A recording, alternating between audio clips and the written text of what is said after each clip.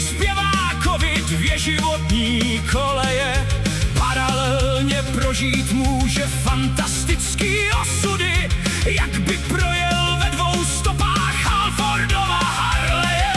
Pak už nic mu nezabrání v muzikantským rozletu dostat se až do výšiny Halfordova falzetu. Jako záhon černých růží v lánu zralejch makovic. Heavy metal to je droga, Judas Priest a možná víc. Ne Sokrates ani Kant, srdcem prostě muzikant. Ne basák ani bubeník, zpěvák Petr Varhaník. Ne Sokrates ani Kant, on je prostě muzikant. Ne basák ani bubeník, Halford Petr Varhaník.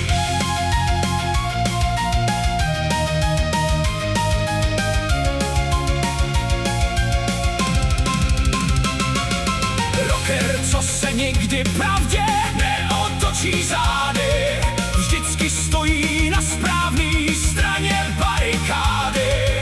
Nevadí mu, když si blázen třeba do Black Sabbathu, ale běda, když máš status převlékače kabátů. To pak pošle do kélu i krále, když právem si to zaslouží. Kopec žádných argumentů na záda mu naloží.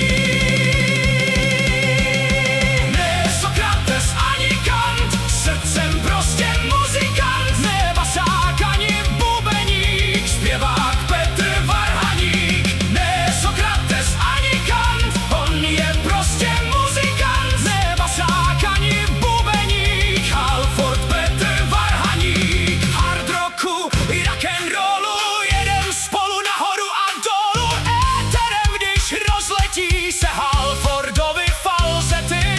Jo, to není žádnej trik, když zpívá Petr Varhaník.